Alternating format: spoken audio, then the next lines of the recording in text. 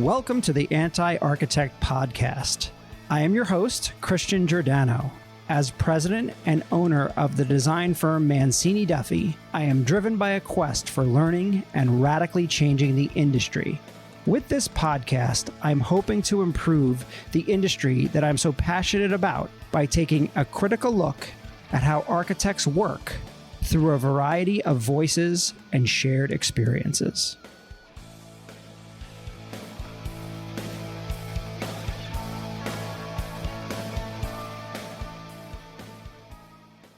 Hello, Anti-Architect Podcast listeners. I'm excited to have Fred Buscaglia as my guest here on the Anti-Architect Podcast. I pronounced that okay, You right? did perfect. Nice.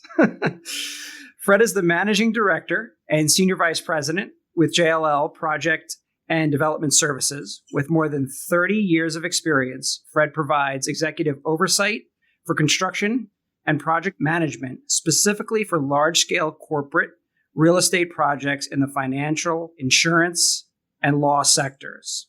JLL, Jones Lang LaSalle, for any of those that don't know, is one of the leading professional real estate companies in the world with over 75,000 employees, specializing in all things real estate, brokerage, investment, management, technology, sustainability, client solutions, etc.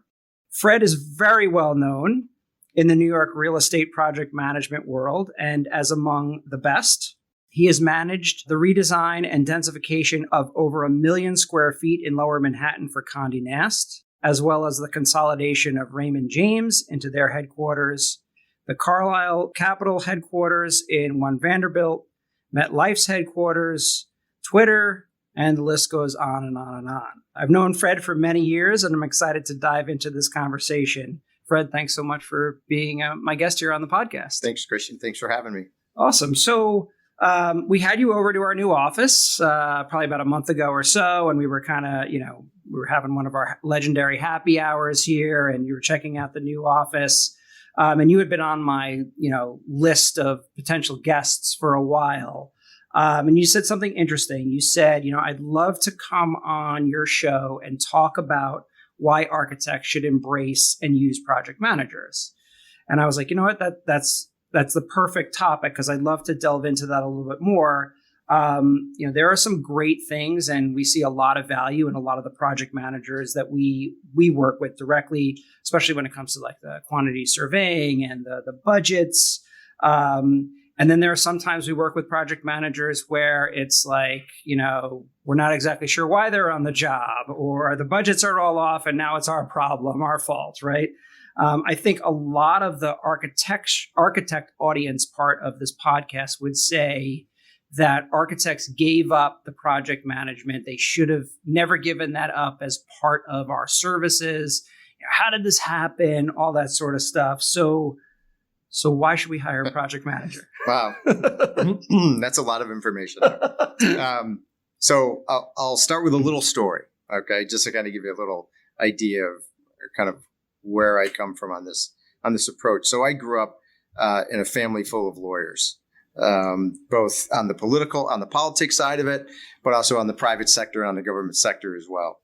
And the issue always came up about lawyers or people that represent themselves, lawyers specifically that represent themselves. And my grandfather and my father used to say the same thing, which was a lawyer that represents himself has a fool for a client. Okay.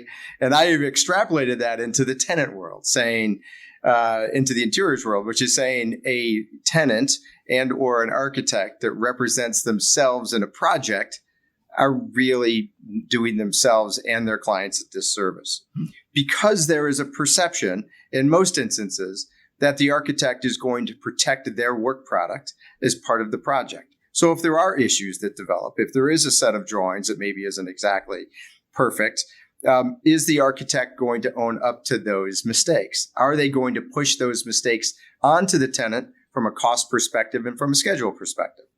So that was, what generated this idea that in a real life situation and in almost every other aspect of the business world, there is an audit or what you would consider to be a risk mitigation process. And that's what we're doing. It's not about creating an adversarial relationship. It's quite the opposite. It's about embracing the process, making sure that everybody's on board, making sure that we bend through the drawings and the drawings reflect what the client wants. And sometimes in the architectural process, when you're going through preparing the drawings, especially the construction drawings, there's a defined deadline. You have to complete them by a certain date because we have to go to bid, we have to build it, and we got to get the client moved in. So in that regard, we should be seen as augmenting the process, not becoming a thorn in the side of the architectural firms or take money away, because we're really not. We're allowing you to do what you guys do, and we're going to step in and do what we do. It's really synergistic. It is not adversarial in any ways. And if it's created as an adversarial relationship, it's done so for a particular reason. Okay. Yeah. And listen, at the end of the day, I think a lot of the PMs that we work with, they come at it with that same team approach, right? We're all on the same team. We are in this together. We want to deliver the best product for the client at the end of the day. And it's always, for us, it works out quite well because you do a lot of the things that we're not good at. And I'm critical of architects on this podcast, not to just be a jerk, but to say what we do well and what we don't do well. And one of the things that we don't do well is necessarily meet deadlines all the time and at a level of completion that we should have. And there's many reasons that go into that. Sometimes the schedule is just unrealistic, or decisions weren't made in a timely manner, and so you can really help with that, I think, and be that that person pushing both the client and the architect. And then on the cost side, I mean, we stink at cost. We have no idea how much anything costs. I don't care what we say, we really don't. And to have someone as a backup in there, truly costing as we go, makes the design and the client much better at the end of the day. Cost is always a major issue for most clients these days, schedule being the second. But, we're in a different environment now, right? COVID has put even more pressure on the architects to perform because they're unclear of what materials, what equipment are actually available to meet the deadline of the project. They're going through the process. They're understanding what exists out there and what would make sense for the client. Somebody still needs to offer a certain amount of clarity and gut check, if you will, to what we can actually do. You want these beautiful doors. You want this, this great millwork. Can we produce that in time in order to make the schedule? So again, it's not about telling the client what they can have. I mean, look, I'm sure you've been in meetings with owners reps when they say to the client, you guys come up with a beautiful DD package. And I look at the client and go, you can't afford that. That's not in your budget. And everyone goes like, why? Really? We can't afford it? But it's part of what we do is set the expectations before that process begins. Yeah. Because look, the city is filled with great architects, right? Great designers. The best architects, the most successful architects and designers listen to their clients and they generate a design based on what the client is looking for. And some clients don't know. Mm-hmm. So now it's a matter of just guiding them. But that guiding can become almost overly time consuming for the architect. You spend too much time pulling the information out of the client and not enough time. Then you run out of time. And look, what we've done in the industry as owners reps is we drive prices down for a lot of the consultants because we say we are going to manage them. We are going to take over the project management responsibility for you, the client. But we did that in order to keep the prices down because look, 15 years ago, 10 years ago, architects made a different, cost per square foot than they do today. And I had lunch with a mechanical contractor a couple of weeks ago, someone I've known for a long time, and I didn't realize how passionate he was about the owner's rep world. And the first thing he said to me when we sat down at lunch was, you guys have effed up the business. And I stopped and I went back and I said, well, can we talk about that for a second? Like, what do you really mean about that? He goes, you've done nothing but drive down prices for everybody involved in the construction and design business. Architects make less money. Engineers make less money. Subcontractors make less money. And you've done nothing but actually hurt the quality of the jobs. So it's hard to hear those things, right? Because he is a major subcontractor in New York City. And so I stopped him and I said, well, you may think that we've driven down the prices, but maybe we've actually right-sized the prices. But also on projects that I've been involved with, if you can justify your cost as to why this is important, I've rarely had a client that hasn't accepted that. It's about the way you deliver the message. It's upfront delivery of the message. It's not post delivery of the product and then tell them how much it costs. Yeah. Right. So what's really we've done is we've reined in this, what I would consider to be open-ended design process, which also had an open-end cost. So we set the bar, we set the guidelines early on. Here's what you're tasked to do. Right. And if you have a question or concern about whether or not there's a cost associated with that, our team, our cost management team, or if we have gone out with a construction manager versus a GC bid, we'll pull in whoever we need to pull in to evaluate what we think we can do to meet the client's expectations. And when you do that, your ability to be successful at the back end of it and your ability to issue what would be otherwise viewed as an unnecessary ad service or a change order, it kind of goes away. Because people are now understanding what the genesis of those changes and those additional costs are.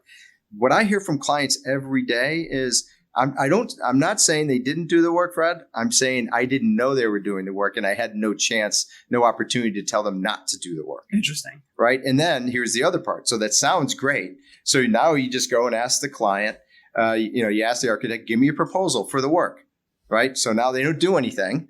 They send the proposal. They don't do anything. 2 weeks later, the client responds back saying, okay, good to go. Is this still going to be ready Thursday? And you're like, we didn't even start. Right. So now we're delayed again.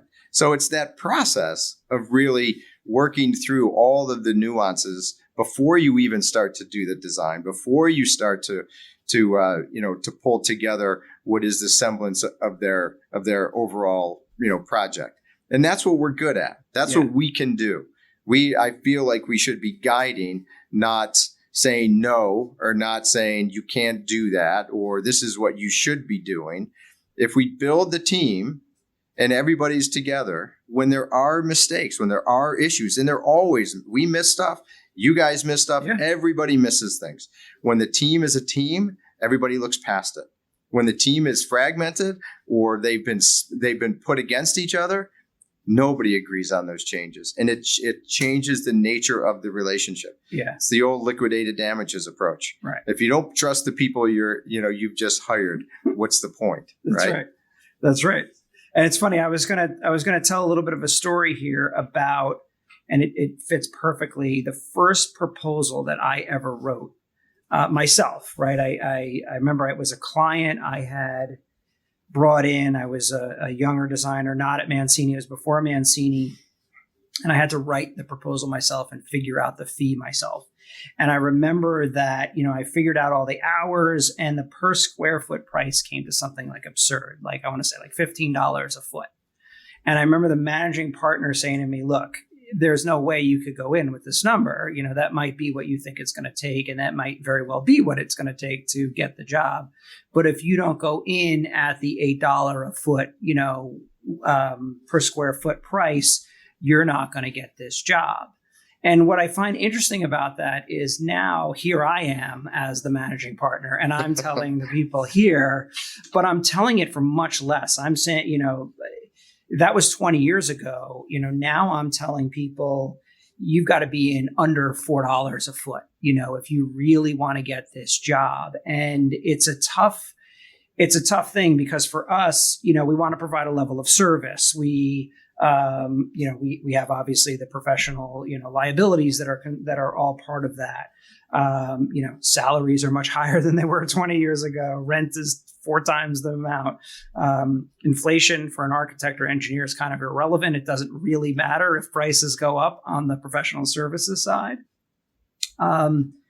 So I guess how do we kind of fix that per square foot and go more to the value side of things? And then, how do you guys come up with the number before, you're meeting with the client, and how do you say like, okay, we've budgeted X amount for the architect, for the engineer, for the carpeting, for the whatever, right? How do you explain that process a bit? Yeah. So we're still a rentable square foot driven business, right? Yeah. We're never going to get away with that, nor do I think we should get away from that, because that is a great benchmark. But it is a starting point. It isn't an end point. So most of the time, which I have found is a little bit more successful when you were going out to an RFP, for instance, for architectural services, to not ask for fee up front. Just simply ask for your credentials, your qualifications. Show us what you can do. We'll give you a little bit of information. Come in, meet the team, right? Now, there's a little bit, some clients have a concern about that. They're like, well, how do I know we don't select an architect that's going to be really expensive? $20 a square foot. Right. And I said, well, because we won't put an architect on this process, who's going to charge you $20 a square foot. Right. We have already had a sense of these architectural firms because we work with them. But more importantly, I want to build the team. I want you to understand what they're about. Meet their PM, meet their designer, meet their executive. Find out who's actually going to be involved in the process. And when you do that, without having the cost associated with it up front and center, you find that people tend to gravitate towards the people they have a better comfort level with. That is what builds the better team. We never put an architectural firm up in front of anybody who isn't incredibly talented. Right. They're all of you guys are talented, right? So it doesn't come down to your fee versus someone else's fee. It comes down to your synergy with the client. Oftentimes in those interviews, I'm not there. My team is not there. We want the client to interview the architectural firm. We do it with engineers. We do it with contractors, right? Not to say we don't prep them before they go in there, but we do like to have that approach, which is, this is your deal. And at the end of it, when they select, let's say they come out and they go, loved Christian from Mancini, loved him. We want to move forward with them. Can we afford them? So then you and I have that conversation. Right. Saying, which I'd much rather they really prefer. like it. They liked you guys. And by the way, if they really like you guys, the fee can be more based on that than just based on what the low number was. Right. Right. Right. And if I don't have other numbers in front of them, they can't come back and say, by the way, I want to go with Mancini, but architect Y was $4 a square foot cheaper. Right. Can we get them to match that price and we'll move forward with them? Right. That is a real issue. Yeah. That to me feels a little bit more like price shopping, right, than quality shopping. Yeah. Now, having said all that, there's a lot of times we just price shop. We know we have a design. We know we have to get a good set of drawings out, but you're going to pay up front. You're going to pay the right number, or you're going to get a really lowball number and you're going to continually pay. That's where the system breaks down. Yeah. Somebody comes in at $4 a square foot, and within the first 90 days on the job, they've had 2 ad services, right? The design has changed. The schedule is extended. Engineering ad services because they changed the design. All those things happen. Maybe if we paid a different fee structure, those changes are just handled. Right. They're not then adjusted to say, oh, that's another $30,000 or $40,000. Exactly. Because we cut you so tight on the original deal that you don't have the ability to throw a couple more hours at it. Right. No, and so a firm like ours, right? We're all about the relationship. We want to have a good relationship with you. We want to have a good relationship directly with the client that we're working with.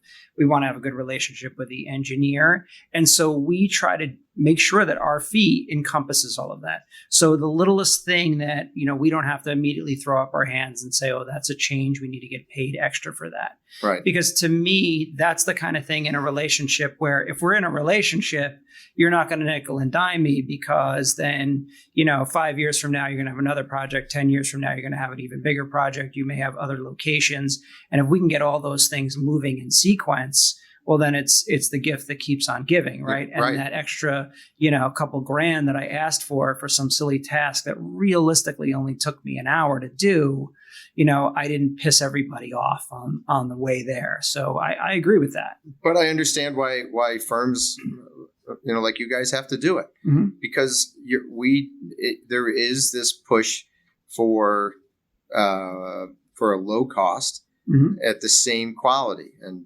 what that subcontractor was telling me was, you jeopardize the quality of the job by driving the profit down. Yeah. Right. The cost of tin is the cost of tin. The cost of sheetrock is the cost of sheetrock. We can argue, we can debate whose price is better, but at the end of the day, those are hard costs that we can justify. Yeah. Right? From our perspective, I'd say that you're probably not going to lose the design quality, but you may lose it in the construction documents at that point. And that's, because we don't have the hours to do it. Correct. And that's where the rubber meets the road. Yep, so if you if you have great design drawings, but when it goes out to bid, and let's be completely clear, every subcontractor that gets a set of construction drawings knows exactly where the gaps are. Mm-hmm. They know exactly what is missing. They can't price it and they can't tell you because they they lose their competitiveness. So as soon as you award, that subcontractor goes back to the GC or the CM and says, by the way, you got to hold at least $100,000 allowance for what's missing in those drawing sets. Yeah. Right. And that's another problem we have. We don't engage as partners. And that's why, again, I don't know how you guys feel about it. I'd be curious to hear, but I am a firm believer that if you hire a good owner's rep, project manager, then we understand the process very well with the contractors, with the architects, with the engineers.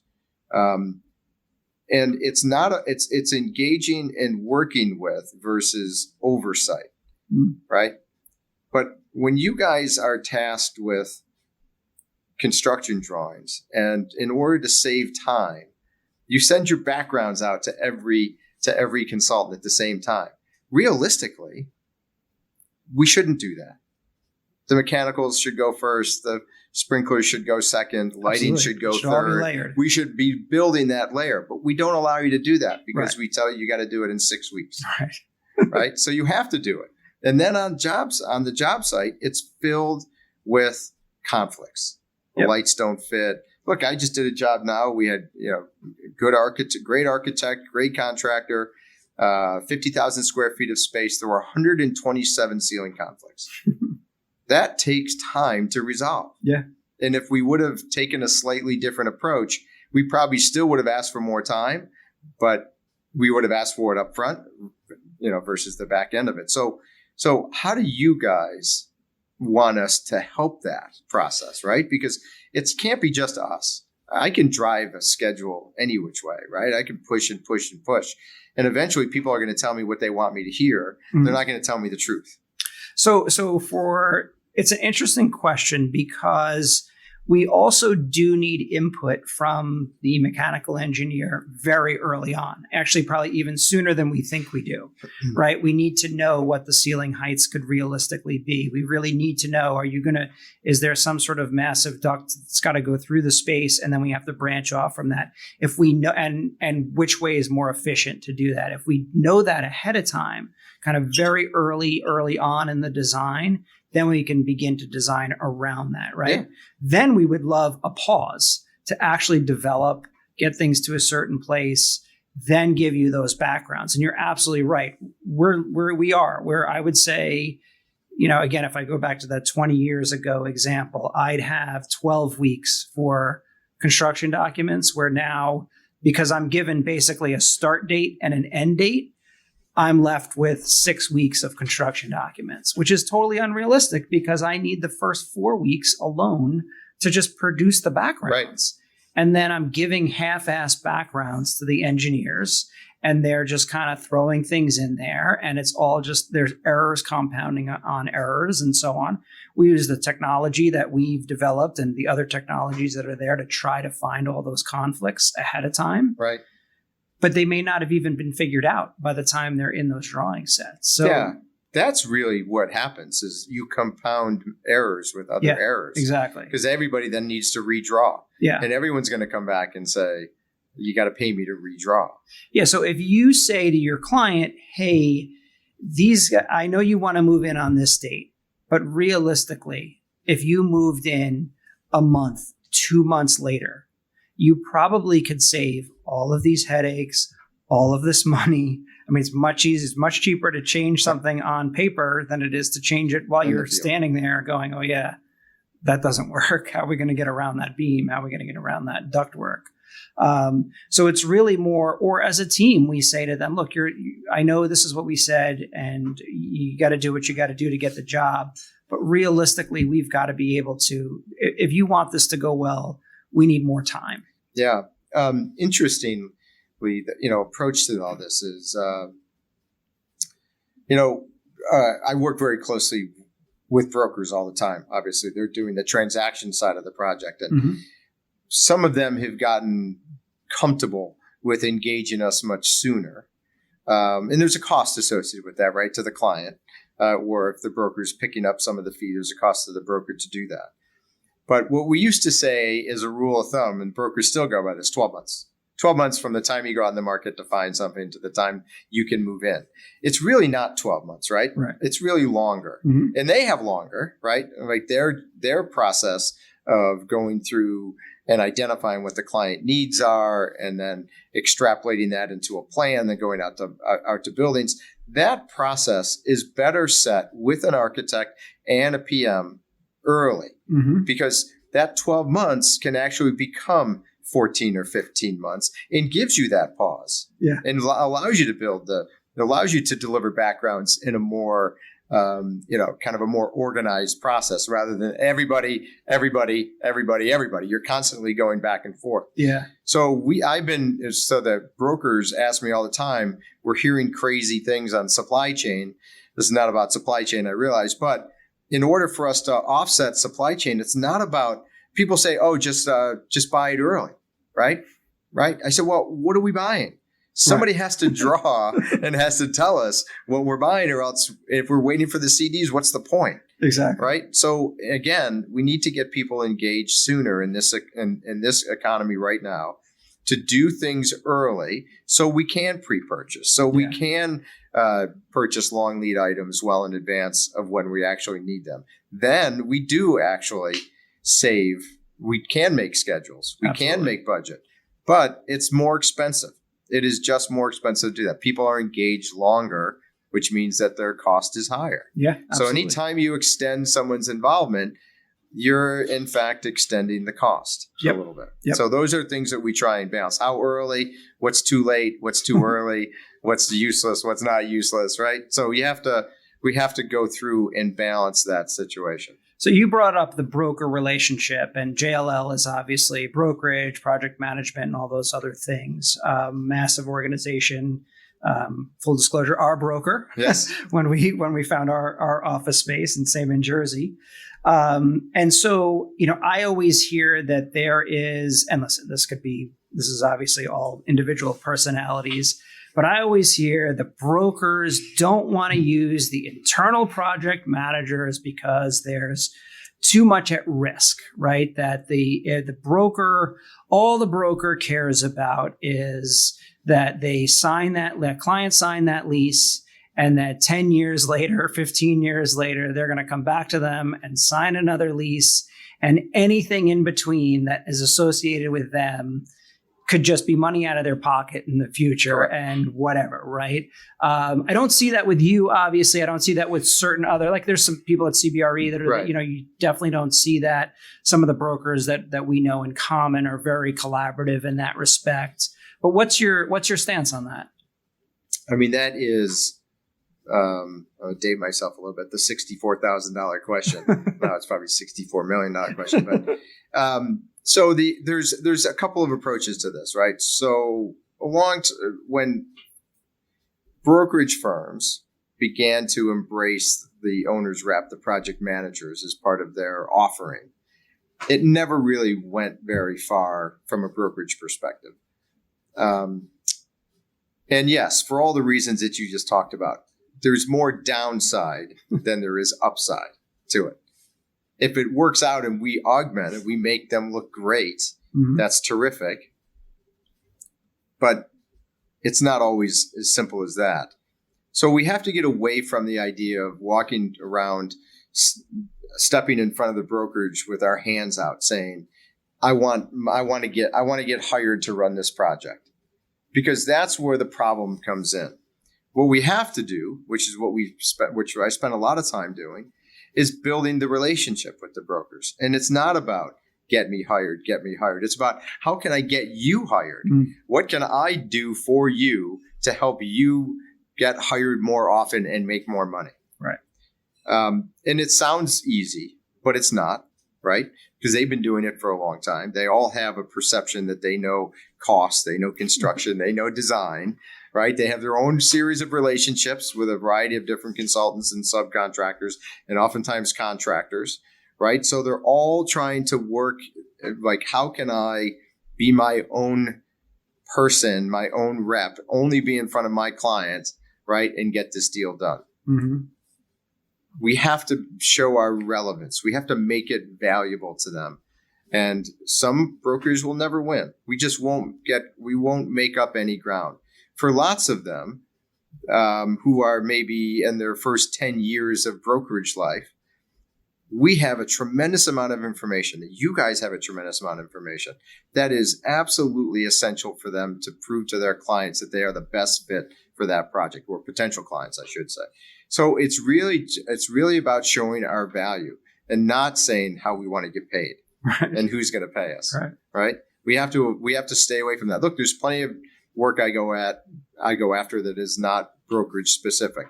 And oftentimes, my goal is to get paid for that work. Right. With the brokerage, I'm better.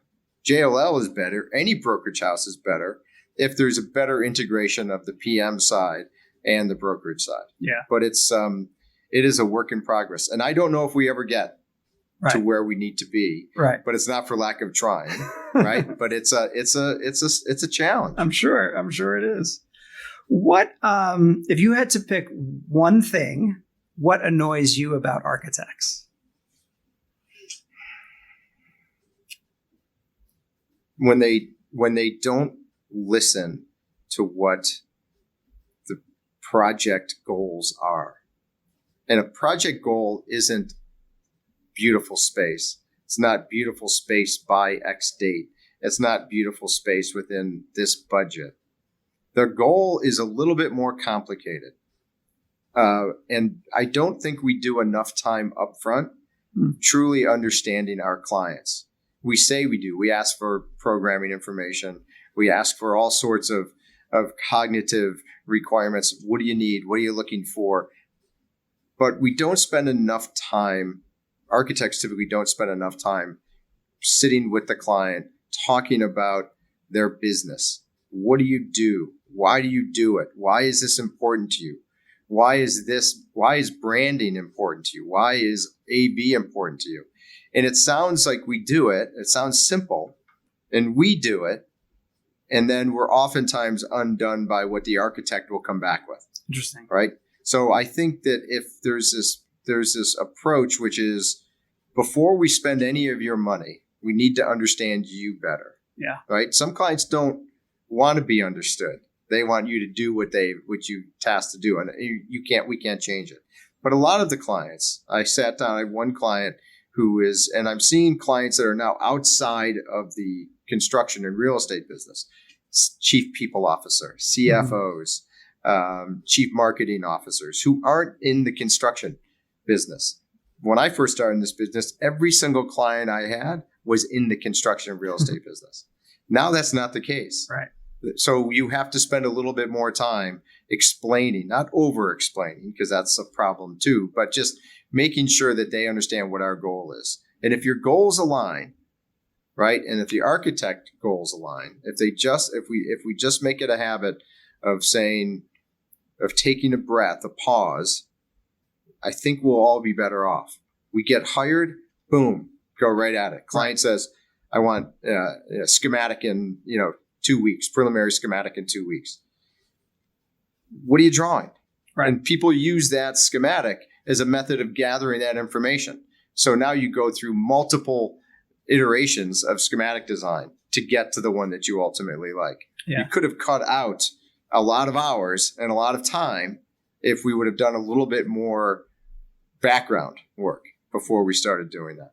Yeah, I mean, listen, it comes back down to the schedule and the timing on everything again, because back 20 years ago, back in my day, right? This is what we're going to sit here and talk like that. But it's true.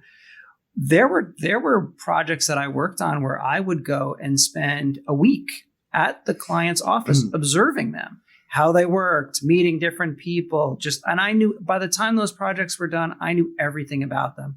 I knew why the accounting office needed to be where it was, who they reported to, what their structure was, why they needed X amount of filing, practically where they wanted to, put their toothbrush in their desk, right? I mean, you knew everything about them. And you're right. Now it's go.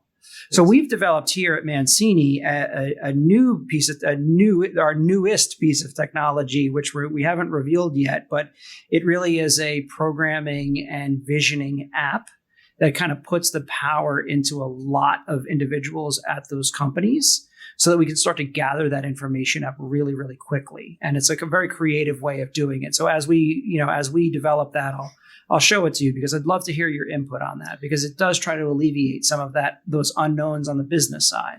Yeah. And businesses for whatever reason have been reluctant to engage too many people within their organizations to find out what they're doing and how they're using their space. I mean, I'll use a real life example. I sat in front of a client. It was a pitch, a large project for brokerage, our workplace team, and BM team, my team.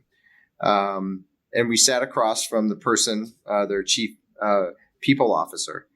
And we were talking about the hybrid work environment. And that person actually said, I don't care what they want their schedule to be. We want them here 5 days a week.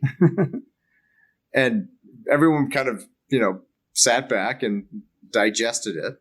And at the end of the day, I was shocked to hear that type of commentary given where we are today. Yeah. Right. And we've heard some of the large CEOs of the financial institution world saying they want people back 5 days a week. And everyone goes, okay, but they're not really back 5 days a week. Yeah, I do want to touch on sort of post-pandemic office in a bit for sure, because it's a fascinating topic. And I think I pulled a few statistics that we could talk about.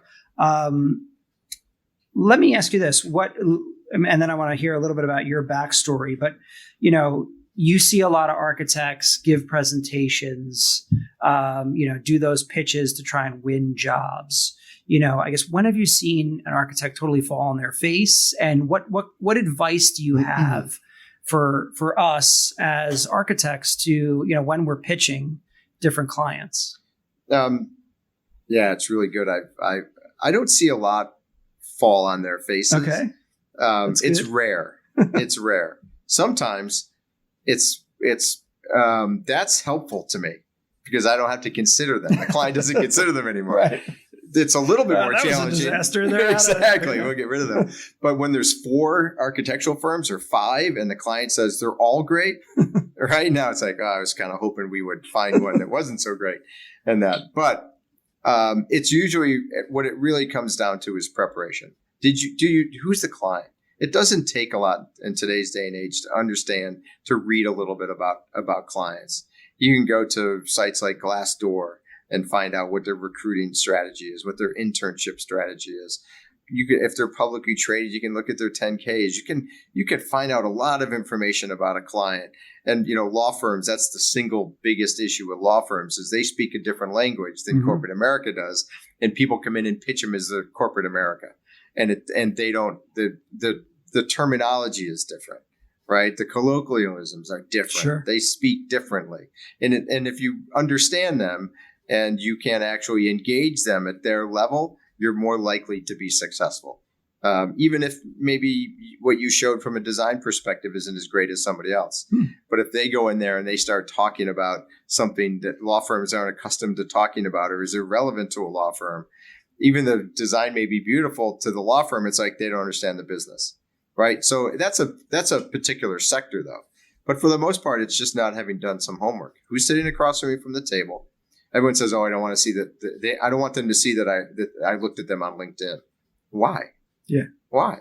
Yeah. Who would think that isn't an appropriate option when you're going to sit across from somebody? Is to say you don't have to send them a connection request. You could just simply evaluate what their experience is. I think it's really powerful to be able to do that. Where did you come from? oh, did you know this person? I mean, there's so many different ways to build relationships. Yeah. And that's where I think when architectural firms do fall down, it's because they haven't embraced who their client is. Interesting. I like Same that. with That's us, by great. the way. Same with us. Yeah. Walk into a pitch, not really understand what that client does. It's just a recipe for disaster. Yeah, that's great advice. I love it. How did you get started in this industry? That's very interesting. So I mentioned earlier, my family are lawyers, so I was programmed to be a lawyer. And I went to college, and I took the LSATs and applied to law schools and was accepted to law schools. And at the last minute, I'd been thinking about it for probably over a year. I decided that maybe I wanted to take a long and hard look at what it meant to take 3 more years of education and, frankly, 3 more years of debt to pay for that education, and what, in fact, I would be doing as a lawyer. I knew what my parents, what my dad did, my grandfather, my brother, my cousins. So I decided to work for a year as a paralegal. So I came to New York, got a job for a law firm downtown, working as a paralegal, and was going to spend a year there and then decide about law school or go to business school or something. I ended up spending 9 years there. And I ended up spending 9 years transforming into an administrative person.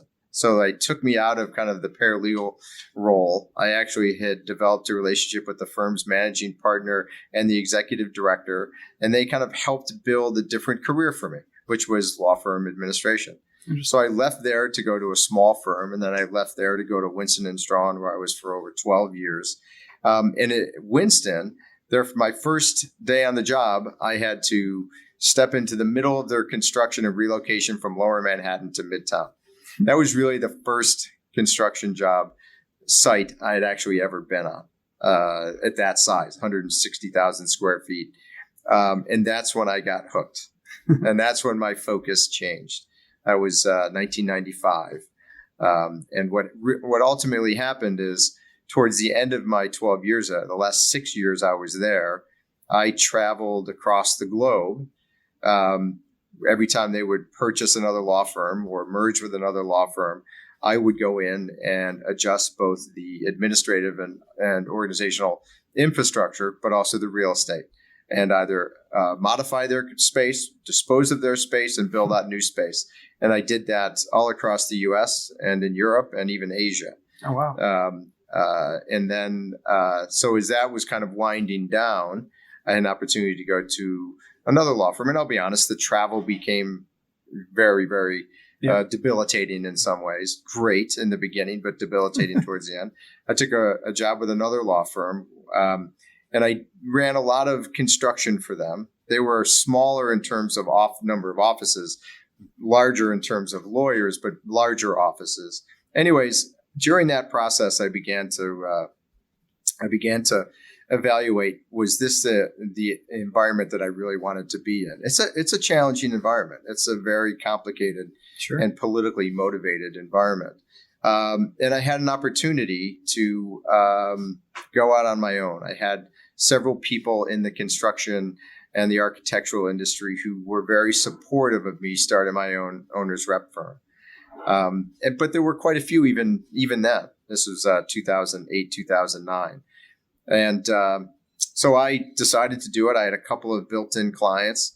I had a very different model. My model was more to be the hired gun for other PM firms or owners reps, where if they needed support or they didn't have enough people to run projects or senior level people to run projects, they could contract with me. I would run that project under their umbrella, seemingly their person. And then when that project was over, go on my way. Okay. So they didn't have to have the investment in someone of my experience per se, except if they had an actual project for me to work on. And I had developed some relationships with a couple of the brokers at JLL. One day we just happened to be at the same place having lunch, and they were like, "You should come and work for us." And that's I think I had grown a little weary of running my own business. I was great at the projects. I was not so great at finding the next project. So you got to do the work. Someone's got to find the work. Exactly. It's hard to do both. Yeah, exactly. So it just seemed like a really nice opportunity then to switch to JLL. I get it. And where'd you grow up? I grew up in Buffalo. Okay. So yeah, diehard Bills and Sabres fan, sadly, but yes. What's been your favorite project so far at JLL? Doesn't have to be favorite, but I've had lots. I've been really lucky. I've had some great clients, but I would say Carlyle Capital during COVID, while they were finishing constructing One Vanderbilt, to also then be building the interior for them over about 200,000 square feet. Wow. It's a beautiful building. Very challenging project, great client, a very interesting team because everyone was remote, and then trying to get that project done. And we actually delivered that project on time. And I remember opening day just before Christmas. 15 people showed up. We built the space for over 1,000 people. 15 people showed up, but we felt good at least that we got it. That we got the space done. But that was a recent, very rewarding project. That's great. So let's talk about that. Let's talk a little post-pandemic. And I'm just going to look at some of my notes here because as the weeks and the months have passed since COVID, I see. At beginning of COVID, I was pretty convinced that, that's it. Office space is dead. Nobody's ever coming back, especially to New York City. And, we're almost at year 3 now. And New York City is very different from where it was even at the beginning of this year. It's very vibrant right now. There's a big culture. There's lots of people on the street. People seem to be in offices. This building in particular, there seems to be a lot of activity. So there's a lot of hope for offices, and I see more and more people coming back to the office. I agree. I don't think it'll ever truly be 5 days a week, but I think you're going to start seeing companies push to 5 days a week. And, I understand the benefits of working from home. I understand the commute. I understand the lack or the productivity is better.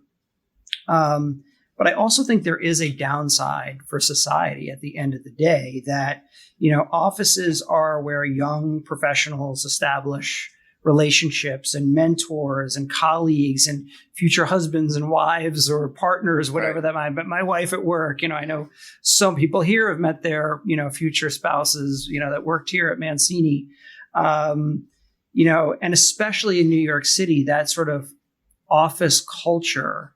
And I'm not talking about individual company cultures, but just being at the office in the office buildings and then going out for the happy hours. Right. There's a certain, when you're young, that's an amazing time. And it's really kind of scary that a lot of people aren't experiencing that. And I think that's pretty sad. There's a Harvard business study that I just read that says work from home is more productive. But there are more people depressed, lonely, and becoming addicted to drugs and alcohol as a result of working from home. So, it's also a transfer of wealth in society. Right. I mean, there's a lot of negative aspects to it that I don't think I've really thought about recently. I'm just curious as to what your opinion is on that, what some of the companies you work with think of that. Yeah, we, I go back to when I first started my career, and the first job I had where they allowed us to wear non-business attire on a Friday, right? And they said, can't be jeans, but it can't be sneakers, but it doesn't have to be a suit and tie, right? And everyone was like, oh my God, this is amazing. And then, of course, over years, it became jeans, and it kind of extrapolated. I had a lot of media clients when I had my own firm, and they were always casual. So I think what we missed, and I'm not going to say COVID brought opportunities, but in a way it did. It made us rethink. It made us adjust that pendulum, right? Life to me is always a pendulum. It swings. It rarely is just static in the middle where it stays. It's always swinging a little bit higher in this direction than in this direction. It's just the nature of the way I think the world operates, the way people are social and things change. So I like the idea of having some opportunity to work from home. I like the idea because it gives me some flexibility for I have a puppy, I have a son, I have a doctor's appointment, I have any number of things. I can see my parents, my aged parents. I can spend more time with them when I need to. I don't have to worry about being away from the office. So I think all of those pieces have become very important to us socially. And I also think that it opened our eyes to a little bit about who our colleagues were, right? Because for so long, it was almost taboo to ask about someone's home life. What do they do? And but now in COVID on Zoom, we were suddenly it became apparent who these people that we called work colleagues, business colleagues, actually were like at home. We saw them interacting with their kids, with their dogs, with whomever. Yeah. And it made us feel a little bit more connected personally to people. And I think that's a really positive step for business to be able to have empathy, right? We talk about empathy all the time. Sure. Emotional intelligence, right? EQ, right? Those are things that you can only go so far without really understanding the person. And now we get a chance to understand the person. Could that have happened 20 years ago? I don't think so. People wouldn't have accepted it. People would have been closed off. No one should ever know what my life is, right? And maybe in certain cities and certain parts of the country, that's still true. In New York, people became more comfortable with having people see a little bit into their personal lives. I think that's huge. I will tell you, like you just mentioned, I think work from home is productive. I have no travel time, right? I go from one meeting to the next. And now when I've transitioned back to live meetings, I'm late all the time because I haven't gotten back to being able to build my schedule properly to be able to get to these places in time to have the meeting. So I'm constantly apologizing. Sorry, I'm late. Sorry, I'm late. Sorry, I'm late. But I think I think what hurts is the more inexperienced part of our businesses who learn not just from working on a project. They oftentimes learn from the conversations that they're not a part of per se, that they're listening to. Mm-hmm. The interaction between a client and me, for instance, with a young PM or an APM sitting in the same room listening to the conversation. It only goes so far over Zoom or over a telephone call. Yeah. So I think that's where we're falling down. I don't know if we are properly mentoring the less experienced people in our business remotely. I don't think we've grasped how to do that well yet. Yeah. And I, maybe that transforms like everything else. But right now, I see that as the biggest loss. Yeah, I mean, a friend of mine's son took a job with IBM, an amazing job, and it's 100% work from home, and he was actually disappointed. Yeah. He wants to listen. He doesn't want to go 5 days a week. I get it, but he'd like to go 2 or 3 and meet people and meet his colleagues and, chum up to his bosses and learn from them. I mean, there's a lot of things that I think we're missing. Yeah. From a design point of view with some of your clients, what do you see that sort of return to office space itself look like? Is it any different? Yeah, it's different, and it's going to continue to be different. I mean, for 15 years, we've been building more collaborative office environments, right? Some with more success than others, some just beautiful, what I call living room spaces that no one in their right mind would ever sit and actually utilize, right? They just look great. But now people are using them. People are demanding a more residential feel and different from before COVID. And then in COVID, everyone said, oh my God, no one wants to sit next to people. Everyone wants to be socially distanced. But I have one client in the internet world, and we have a few offices, but we built what we call like living rooms, and they feel like a living room. It's a couch, a couple of side chairs, a screen on the wall, open areas. And those have absolutely become crucial to their business. And people come back and they sit on these couches or sit in these chairs as a group or individually, right? And they work. But we still have to produce heads down space where people can go and put their heads down and really concentrate. I think some of this collaborative space is a concentration nightmare, right? People can't focus on what they're trying to do. It is true. So you have to continually do that. But this idea of, you can do with fewer seats because people aren't in. Hoteling isn't doing well, right? This flexible seating where I can go in and pick a desk and go work at that desk for today. That isn't, I've had some clients who put those programs in place during COVID and they actually never rolled them out because that's not what people want. People want to be able to come in and have a general location, general area where their team is and be able to work comfortably in those areas. So every, whether you call it a business unit or accounting versus some of the other divisions within any organization, I think people like their groups and they like to be comfortable with their group within that group. So it's actually in some ways adding additional square footage to it, but maybe of collaborative space. Maybe the overall square footage has gone down. Yeah, you go from 50 to 35, but whereas your collaboration was only 10,000 initially, now it's 20,000. Yeah, that's changing. But what we hear every day, the other thing is, which people don't really pay much attention to, is take care of people's appetites, right? Give them food. It's huge. Very, very important. Good coffee is still one of those things that people talk about all the time. But I've seen some of my large corporate clients give pet care stipends. I've seen them give home office stipends where they're not giving you equipment, they're giving you money to go buy equipment for their home offices. So people are starting to maybe look differently. But one thing is very clear. People want to come back. And, look, all these people that said they couldn't come to the office during COVID because of COVID were also the people out in Upper East Side, Upper West Side, Lower Manhattan every Friday and Saturday night, right? So it wasn't the apprehension to COVID. It was rebellion on a 5-day work schedule.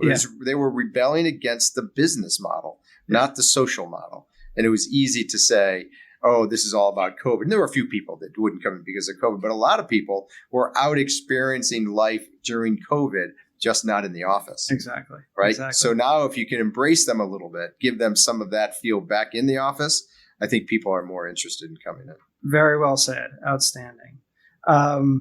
So is there anything that we haven't covered that you would want to talk about? There's it's not a plug for the organization, but there's an organization that was started during COVID called Owners Rep Project Management Alliance, ORPM Alliance. And we're kind of in the infancy of developing who we are a little bit. But the whole focus of the organization is to offer insight to the industry tenants, specifically why hiring an owner's rep is important, right? And when to hire an owner's rep. And it's not selling any particular company or firm. It's really just saying, here's what we are good at, right? And here's why we're important. We alluded to it earlier. Yeah. We started this whole conversation about what that process really should look like. But I think we have to go further at some point. And I'd like to really address, it's too long of a topic, but it might be another topic for somebody else in the industry who wants to talk about it, which is how are we going to change what we do? How are the owners reps going to change what we do? Because we can't, it's different from when Bob Bennis and Joe Renahan started this 30 years ago. It's different from when, VBA started and when Quadraro Associates started. We're a different group right now. We have different requirements and responsibilities. We still have to evolve. We tell all you guys, we just sat here, I told you how you need to change your business. We have to change our business too. But I think we don't do enough asking, what can we do better as owners reps? Okay. I think that's a topic somebody has to address at some point. And we'll do a panel of that. Which would be a great idea. That'd be great. So what's the organization again? Owners Rep Project Management Alliance, ORPM Alliance. Very nice. You can find it on LinkedIn. Okay. As I said, it's nonpartisan. Okay. It's a very interesting group, and it's all the top owners reps in the city. Well, that's the perfect place to leave it, and I think we definitely would want to do that as a roundtable because I love the topic of owners reps. I love the the collaborative spirit that yourself and many other owners reps, not only at JLL, but in many of the other companies like the VBAs and the G&Ts, the more collaborative we can be, the better, our clients are ultimately going to be, the happier we're all going to be. And the happier our employees are going to be at the end of the day. Yep. So Fred, thank you so much for being my guest here today on the Anti-Architect podcast.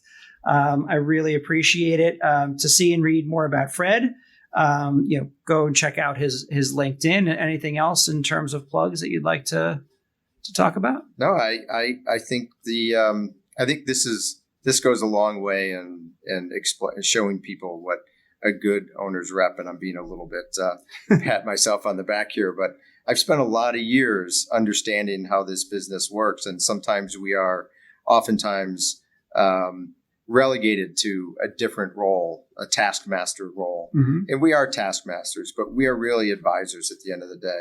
And if you get one thing out of what I've talked about is my relationship with my clients is all the top owners reps, they will tell you they are advisors. Their relationship with their clients is really paramount to the actual task at hand. And so I think that that's how we're trying to not separate ourselves, but be a part of the industry more, is engaging, right? And we're not the same group of people we were. I was different 15 years ago, 20 years ago. I think there's way more we can do to improve the process as well. Yeah, amazing. Well, thank you again. Sure. Thanks for having me.